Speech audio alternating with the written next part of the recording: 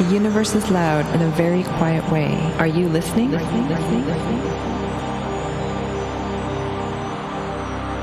Welcome to the Cosmic Whispers podcast, where we delve into the realms of spirituality, personal growth, and the cosmic dance between the third and fifth dimensions.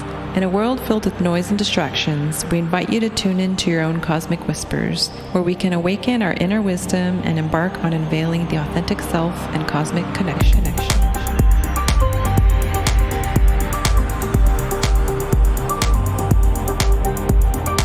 Welcome to episode 12 with Dr. Cynthia Daoud. With a PhD in molecular biology, Dr. Cynthia Daoud offers a distinctive perspective as a scientist, freelance medical and scientific writer, and a chief editor at Biologically Curious. Her expertise extends beyond the lab, delving into the intricacies of gene therapy and rare diseases. Her educational foundation, including studies at Paris Saclay University and specialized training from prestigious institutions such as Stanford and Johns Hopkins, firmly establishes her as a go-to resource in medical communication and regulatory writing. Welcome, Dr. Cynthia Daoud. Hello. I'm really happy that you're here. We have a very interesting subject today, which I've always been fascinated to learn about. Today, we're going to talk about astrobiology. My question is, what is astrobiology and how does it differ from traditional biology or other scientific disciplines? Before I start, just a small disclaimer, I am not an astrobiologist. I am a molecular biologist, but I am passionate about everything biology, passionate about space. So that's why I'll be talking about this topic, but I did do my research, so everything that I'm saying is backed by science. Astrobiology is, it has like a Greek origin if we want to understand the word to better understand the science. So it comes from astro, which means star, bio is life, and logy is study. So it's literally the study of the universe, of life in the universe. And astrobiology can be split into two big domains: understanding life in the universe and searching for life in the universe outside of Earth. And the other part is actually understanding how life came to be on Earth, so the origin of life. Astrobiology is a bit different from other disciplines because it's actually much more interdisciplinary than your typical science. So in astrobiology, there's not only biology, but there's also astronomy, chemistry, geology, oceanography, atmospheric science, physics. So it's pretty varied science. Can you provide an overview of the current state of astrobiology research and some of the key questions scientists in this field are trying to answer right now? Yeah, so this is a very big question because, as I said, it's a very vast science. But I can go over the main stuff that are happening right now in our solar system and a little bit beyond it. So astrobiology is, as I said, the search for life. So there are many missions. There are multiple missions going on right now to try to find life on other planets. And that is through something called biosignatures. So I'll just explain really quick this word because it's very important. So biosignature basically is any sign of life. It can be either chemicals that appear in a certain context only when there's life. It could be the presence of organic chemicals, which means molecules that only exist because of life. So like DNA or proteins or fats. So they only are produced by living beings, or they can contribute to a living being. And we can also even talk about technologies, alien technologies, any signs of that. So that would be a biosignature. Astrobiologists are looking for biosignatures on other planets. The most famous one is Mars. And the reason why Mars is the most studied planet for extraterrestrial life is actually because there was a confirmation of presence of water in Mars in 2007. And then there was also another very intriguing discovery there.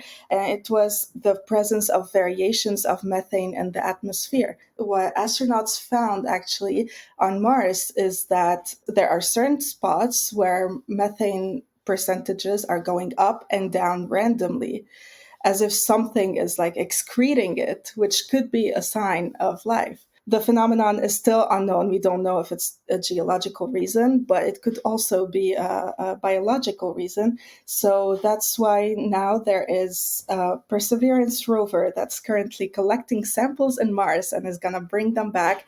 The launch to bring them back is around in 2027, 2028. And we could have some really interesting answers. That's for Mars. Another really interesting example in our solar system is Venus. Actually, there were biosignatures that were found in the clouds of Venus. Compounds have been found basically in there that are only produced by bacteria on Earth. Now, scientists are intrigued by that, and they want to see if it could mean that there is life in the atmosphere or in the clouds of Venus, or if it's just cosmic dust that's washing by Venus. There are missions that are also planned for that. There's a lot of stuff going on like that. There is also the icy moons in our solar system. So, for example, there is Titan, which is the biggest moon in our solar system. So it's the largest moon of Saturn, and actually it's the only other planet than Earth in our solar system that has like a liquid system. They have rivers, they have oceans, they have lakes. But what's even more interesting is that those lakes and oceans are made of ethane and methane, not of water. But instead, they have volcanoes.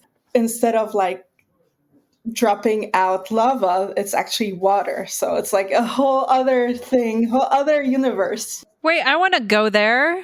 How do I get there?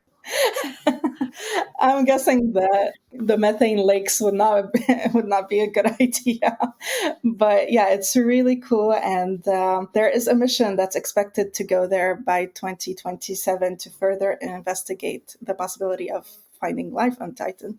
So there's that, and then there's outside of our solar system also now with the James Webb Telescope. So it's a very amazing telescope that's taking those incredible high-def pictures of the universe outside of our solar system, and this could actually help us to try to find sign of life outside. Wow, that's so cool. So we could potentially have Martians and Venetians and Titans and who knows what else is out there. Yeah, I mean, it's a huge place. It's a huge world out there. And more. It's fascinating. So what are the challenges and limitations in the search for extraterrestrial life? And how are scientists addressing these obstacles? Oof, well, that's a loaded question, actually. So there are many limitations. Some of them are obvious. Some of them are a bit more concerning, I would say. So if we're looking at the obvious, obviously it's so expensive to go into space every time and then bringing back samples. This is not a cheap science. There is a lot of budget that goes into that, but also a lot of time. And many scientists go their entire lifetime working on the same project and don't even get to see the results. So it's a pretty heavy-duty science. Also, as I said, it's very interdisciplinary. So getting people from all different sciences to agree on the same topic, just imagine that. Oh, that is a challenge itself. The meetings must be hell. But then also there are more complicated limitations, and some of them are actually the results of those experiments cannot be guaranteed. Some biosignatures could be not biosignatures, actually, and the reason is that scientists are working from so far away on something that could be like, what if it's just a glitch in a picture, or whatever. We can't always say 100% what we're seeing is true when we're working from millions of miles away. This can be tough sometimes, and the best way to do it is to just bring back samples. But bringing back samples is a whole other thing also, because when you're bringing back your sample, you have to make sure that you're not contaminating the sample, that you're not changing the conditions for the sample, the temperature, the pressure. Anything could change the results of an experiment. So it's pretty delicate. And then one of the biggest ethical limitations, I would say, is the fact that we are contaminating the outside world, actually. Like, even with everything that scientists do, there are always accidents that are going to happen. And there is an example on that, actually, which is when in 2012 there was a Mars exploration, and 298 strains of bacteria were actually, they contaminated Mars, even though scientists did Oops. everything. Yeah. Big oops. Big oops. Even though scientists did everything to decontaminate it, but some bacteria are really tough to remove and really tough to detect. So now there are 298 strains of bacteria just dormant on Mars, waiting for the day to appear again. You just got to leave it to the humans. You know what I mean? Exactly. So yeah, so this can be a little bit not the best. But I mean, sometimes it has to be a necessary evil. You just have to do the best you can. And then, I'm curious to see what happens after that contamination. well, now they are dormant. The bacteria are dormant now, but I mean, you never know. They might develop some sort of resistance to their environment. And I hope we're not starting life on Mars like that. Creating like human zombies. And then we'll be like, oh my God, there's life on Mars. Exactly. Yeah, so that's also another limitation for astrobiology. Like, we need to make sure that any contamination to the samples is actually a contamination, not suppose it's life out there. Well, some dude brought it from not washing his hands after the bathroom or something. What about the concept of panspermia and how it relates to the potential spread of life between celestial bodies? Panspermia is actually a theory that started as a philosophical concept in ancient Greece, in which philosophers actually considered that the seeds of life are present everywhere in the universe, and that panspermia is the concept of those seeds traveling between the different planets. And then this theory evolved more into this theoretical concept, evolved more into a scientific theory around the 19th to 20th century, where scientists started talking about panspermia as microorganisms and spores, fungus spores, or bacterial spores that are just moving in space between the planets. Through three stages. So the first stage would be the escape from the original planet. The second one would be the transit through space. And then the third one, the landing on another planet. So there's a lot of arguments about this theory, and not all scientists agree on it. There are many people that say that that's basically bullshit, and then others that are really strong believers in it. Pro-panspermia scientists believe that life originated outside of Earth, and then it just was transported through space, through the comets and meteorites, and it landed on Earth during one of the showers or one of the accidents or meteorites that hit Earth. But also many studies that were done on Earth, in space, or the International Space Station have shown that many microbes or even spores. So spores are basically like small pouches that microbes can get into, like this small pouch form to survive really, really heavy conditions. So by doing experiments on the International Space Station, scientists were able to see that there are some spores and some microorganisms that actually survive UV lights and really harsh space conditions. And this could maybe support the theory of panspermia. Also, scientists have been studying the possibility of microbial beings moving not only within the same solar system, but also further away. The origin of life could be a very large possibility. It could come from anywhere in space, anywhere in the universe, according to the panspermia theory. But then the scientists are against panspermia are like, yeah, but you're just moving away the original explanation of how life started. So that's why people don't really agree on it very much. And there are also many scientists that are trying to show that actually bacteria and microorganisms cannot live through space travel for that long, or that they could die because of the heat friction while entering a planet. But then there are other studies that are disproving that. So it's still a bit out there, but it's a great theory as well. To me, it seems almost logical that it would be able to survive because there's so much different strains of bacteria out there. I don't know. I mean, I'm not a scientist. How are we to say like, oh, that doesn't exist? Yeah, it's very possible to exist. The thing with science is that nothing is 100%, but at the same time, you cannot say that something exists unless you prove it. So that's why it's still like a big conversation out there. But yeah, it is a possibility, and there are many experiments that are showing that some bacteria can live through insane conditions. Have you ever felt like you need a little grounding when the full moon hits? Perhaps you want to open your third eye a bit before meditation, get your creative juices flowing for a project, or balance some womb healing? Cosmic Mama ceremonial herbal teas for the chakras can help. Our 100% organic, sustainably sourced, and caffeine-free blends are meticulously handcrafted in small batches. Whether you're looking for an herbal infusion to complement an intentional moment or ceremony, or you just want to enjoy a soothing and delicious brew, Cosmic Mama is here for you. You can support our podcast and enjoy 15% off with code WHISPERS15 on cosmicmama.co. Indulge in the magic of Cosmic Mama ceremonial herbal teas and let their harmonizing essence guide you on your path of connection and well-being. Are you ready for the next one? Yeah, but spirituality, it's not at all the stuff I know. So I want to make sure I'm not saying any bullshit. Spirituality is so open-ended that Yeah.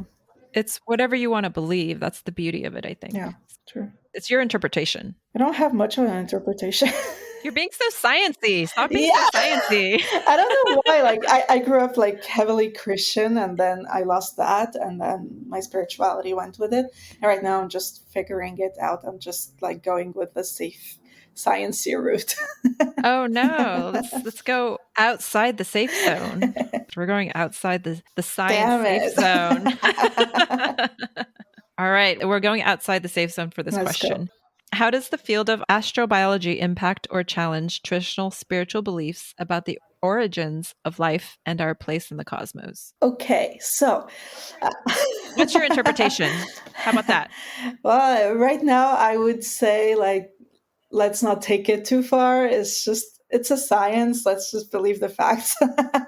But no, I want to go far into outer space.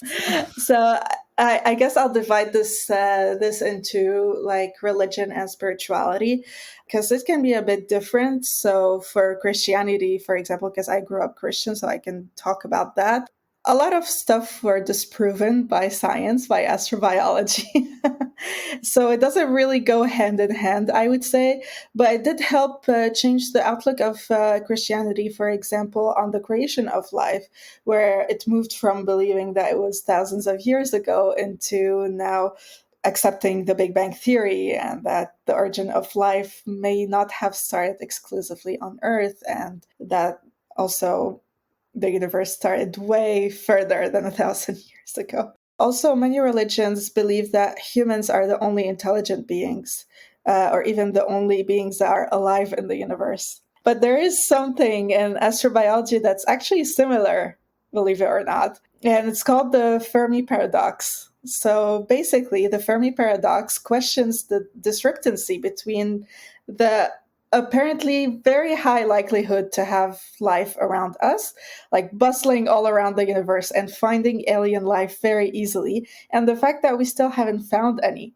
This theory actually tries to explain why we haven't found actual proof, scientific proof of alien life yet, or why we haven't been contacted by aliens, to those who look strictly at the science and not the UFO theories, or not theories, or stories out there.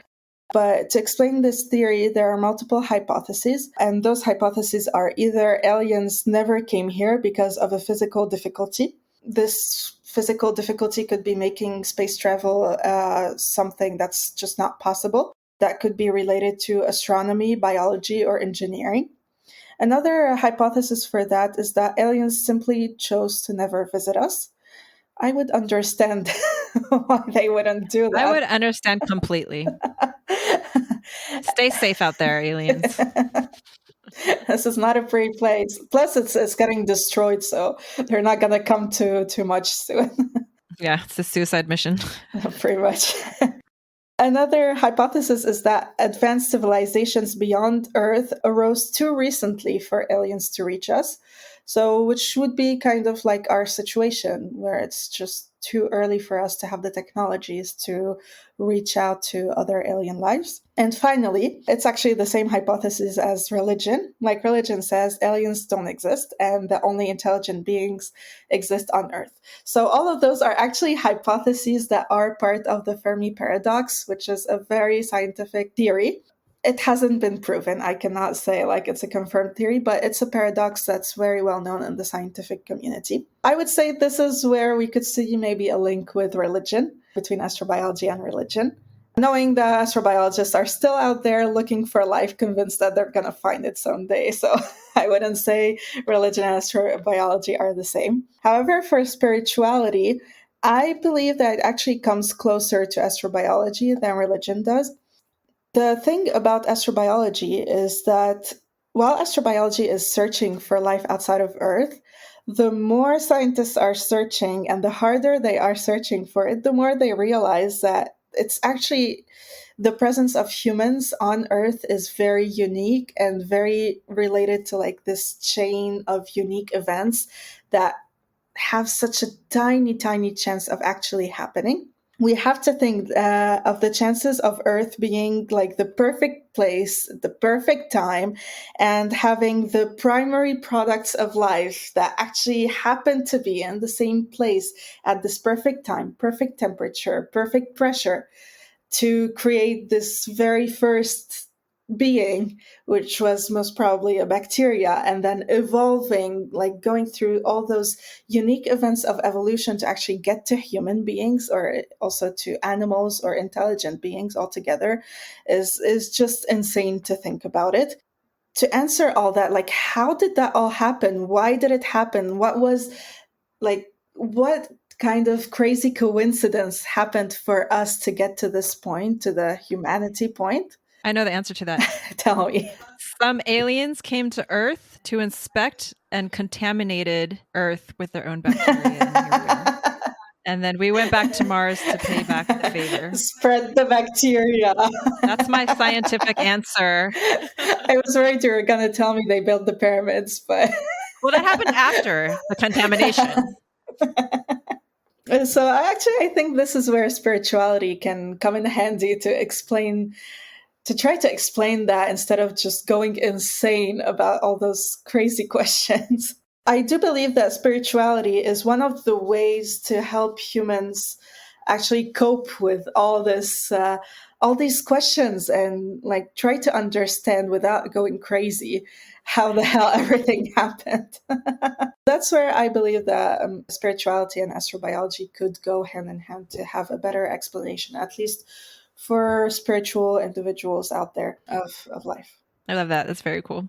How might the discovery of microbial life on other planets, even in extreme environments, influence our understanding of the potential for life's resilience and adaptability? Yeah, so life is extremely resilient and adaptable, and bacterial life so much is so much like that. And it's actually really fascinating how much bacteria and microbial life in general can survive the craziest shit out there. So we already discovered on Earth microbes that can live in extreme environments, and those bacteria are called extremophiles.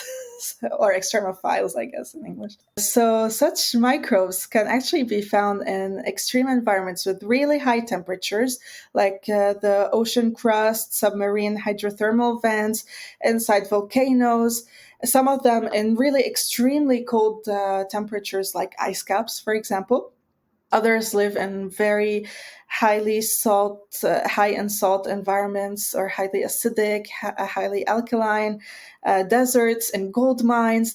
And some of them can even survive space. They found actually that there are some bacteria. They did a lot of testing, and as I was saying, in the International Space Station, and they found that there were bacteria that were surviving just fine the UV radiations and all the radioactive environments in space. And there was, for example, a strain of bacteria that was exposed outside of the International Space Station for a whole year.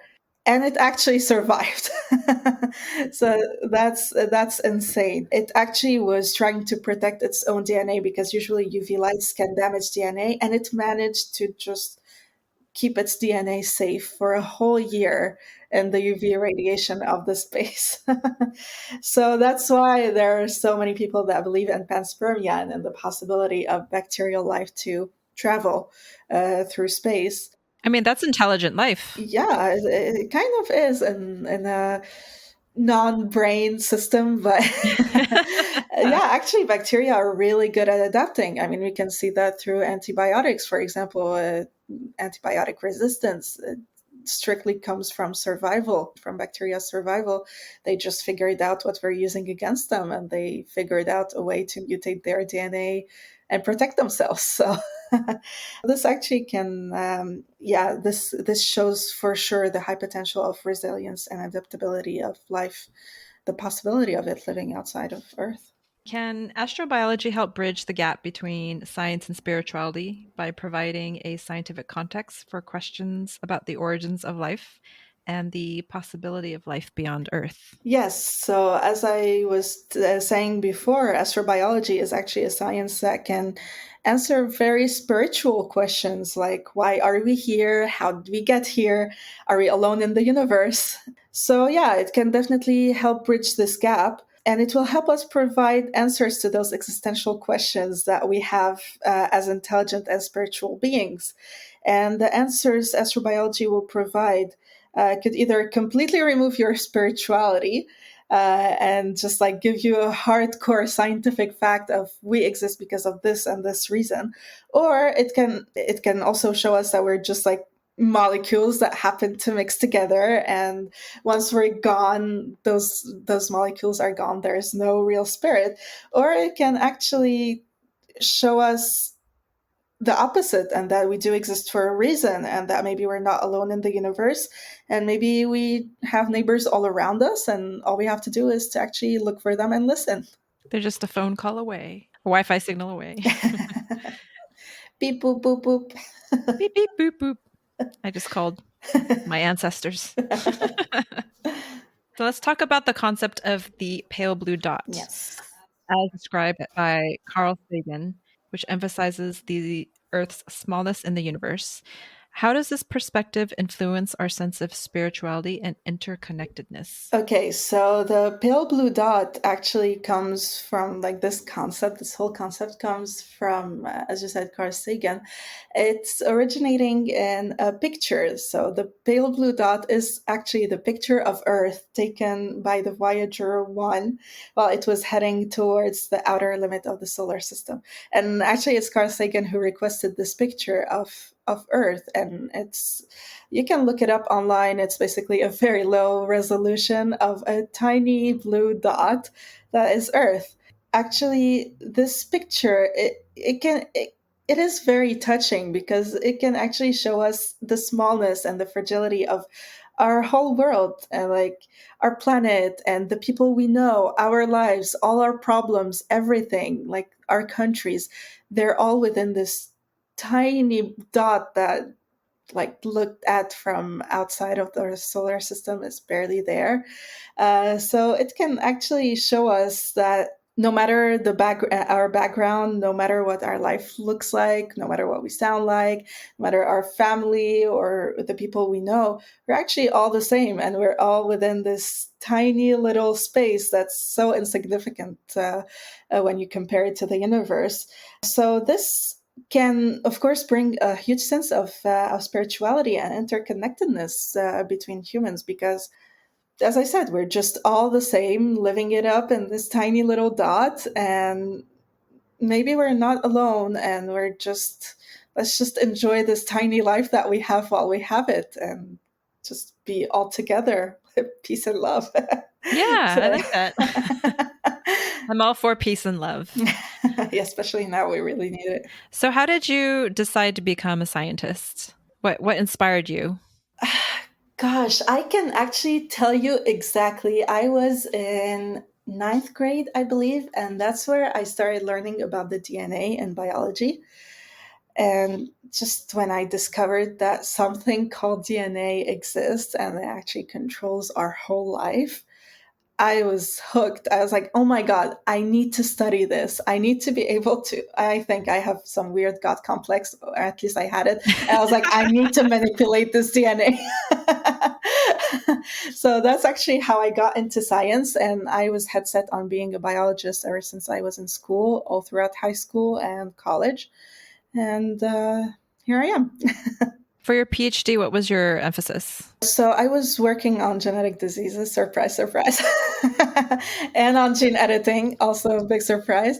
I actually was working on something called CRISPR, which is, you may have heard of it, is some sort of molecular scissors that literally just cuts the DNA and you can replace parts of it. And I was trying this technique, using it to try to develop a therapy for a disease called Duchenne muscular dystrophy. And this is a genetic disease in which the patients are born with it, basically, and around 2 to 3 years of age, they start losing their muscle capacities gradually, and until they cannot walk anymore by the age of 10 to 12, and they die pretty young. So it's a very devastating disease. And it was really, really awesome to be able to try to find a solution for a genetic disease, especially that genetic diseases aren't easily treated. So yeah, it was pretty cool. That reminds me of those movies that they create where you're able to manipulate genes, and you test your baby. I love I know those they're movies. so fun to watch. Those like kind of dystopian movies where Yeah. they're like, okay, I'm going to test, or even before you test the embryo, and then you just Yeah. go in Oh there my and like God. cut and paste, like with those scissors that you're working on. Is that the future? Yeah, this is highly unethical. But it actually happened. And there's a scientist in China who actually used CRISPR on fetuses. I think they were in fetal stage, yeah. And the kids were born. And it was actually to treat AIDS. And he wound up in jail for it, obviously. Another oops. This is not ethical. We do not use Yeah, we can go down the rabbit hole on that one. we do not use like techniques like CRISPR on humans yet. So it's very dystopian, yeah. How does spirituality play in your life? So I grew up Christian, in a very Christian Catholic family, and as time went by, I have to admit I did grow away from that part of me, especially when I got more into science. And then I think now I'm not a very spiritual person. It's more like I look into things in a very scientific way. So I would I for sure do stuff like yoga, meditation, but I look at it more at a scientific kind of aspect of like, yeah, it does help regulate. It was proven scientifically. It helps regulate the stress hormones and stuff. But yeah, I'm still trying to figure it out spiritually wise. Do you think you have like this scientific block um, with like spiritual concepts sometimes? Because I think the way that you're wired is to look at things that way. yeah, it's a possibility. Yeah, I have to admit that whenever something that's out of the ordinary happens, my first thought is definitely not like something spiritual. Right away, I would try to go look for the cold hard truth, to the evidence, scientific evidence of it. Like, for Mhm. example, for sure, I am not a ghost believer. That's like 100%. And whenever I hear ghost stories, my first instinct is to like try to explain it with physics or science. It's funny because I'm sure you've heard my other episodes where I talk about how I can feel ghosts and everything. And Yeah, my I'm so dad's a sorry. PhD. Okay, it's totally fine. The thing about spirituality is, you accept other people's beliefs. There's no Yeah, I mean, dogma. It's whatever you want to believe. yeah. It's okay. Yeah, same for me. I will not be going around being like, "Oh, you're crazy," or like someone saying stuff. No, I believe for me, every person has their own truth, Exactly. and if you believe it, then it's your truth, Yep. and that's okay. Yep. It's funny because my dad was a geophysicist, like a PhD, like as sciencey as you can get. And then my mom and I, we grew up with these sensitivities. And when I would tell him these stories about like these noises and these screams and he'd be like, oh, that was just, the pool cleaner going off in the middle of the night. I'm like, okay, he'd always try to find what that noise was. Yeah. And even like 30 years later, he'd be like, that was the pool, like still trying to figure it out. I'm like, Dad, it's just let it go. It's fine. Just let it You go. can believe what you want. I can have my experience. Yeah. Yeah, exactly.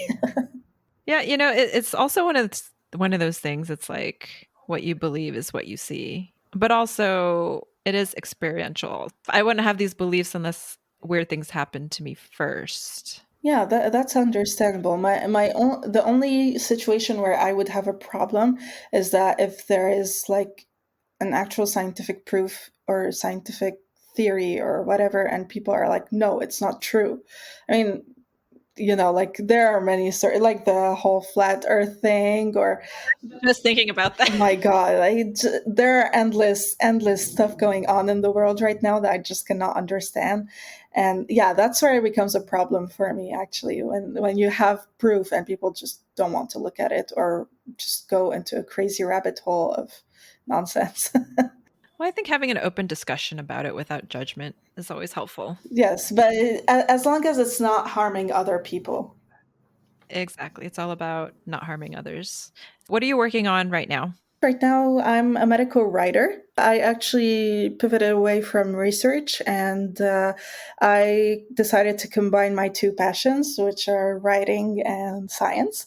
And so now I'm a freelance medical writer, where I would write various types of documents, basically, or articles, either scientific or just blog entries about science, trying to make science more accessible for everyone. And I'm actually loving it. That's awesome. And what aspects of science do you prefer writing about? So my specialty, of course, is always going to stay what I did as a PhD. So genetics for sure, rare diseases, muscle. But honestly, I'm open to so many things because my background is very varied. So when I did my bachelor's, it was in life and earth sciences. So I had to learn geology. I had to learn like space stuff. It was insane. I learned to just be open to anything. And honestly, I just enjoy science. And even if it's a new topic, I love learning about it and then teaching people about it. DJing has provided me with a channel for creativity as well as another form of meditation. Stay tuned for one of my cosmically curated DJ sets coming up shortly. Have you ever read anything about astral projection? Astral projection? No. Where you can leave your body and like astral project into another place. This is more about consciousness, so you can observe. That's things. why I'm not very familiar with it. Something to look up. You can Google that and be like, oh my god. It does say some. Well, I have heard something like that. I've heard about it, like people having their consciousness kind of leave their body when they're sleeping, kind of thing, or meditating. Yeah. But honestly, I don't know much about it. We got to save that for another episode. Yes, I'll do my research for that. Yeah, I would love to have this discussion. And so where can people find you? So you can find me. I don't have a huge online presence actually, but I do have a blog, a scientific blog called biologicallycurious.com. Where you can go in. I've been trying to work on it a bit more, but I have to admit I've been busy. But I do write a lot of articles about scientific phenomena that are a bit complicated, very sciencey, and I try to make them a bit more accessible for everyone. Because I believe that science has to be accessible for everyone. You can also look me up, find me on LinkedIn, or reach out to me by mail. And I'm always available for any chat or if you have any scientific needs. Awesome. And I'll put all your information in the show notes as well. Thank you so much for being here. I really appreciate our conversation. And that was so much fun. Thank you. I mean, I always say like my head is in outer space on these spiritual sides. I love having like scientists on the show, to chat about like the other side of it, but also to relate spirituality with science. Yeah. Real pleasure for me. We can go together. It's been a pleasure too. It's so much fun. Thank you so much. I love having to be forced to look at things with another perspective. You can be our resident doctor scientist. For sure. Thank you for being here. Thank you. Thank you for being a part of our community. Be sure to connect with me by hitting subscribe on whatever platform you're listening on. I greatly appreciate your support and would be thrilled if you could leave a review. Your reviews help this podcast reach a wider audience and foster stronger collective connection.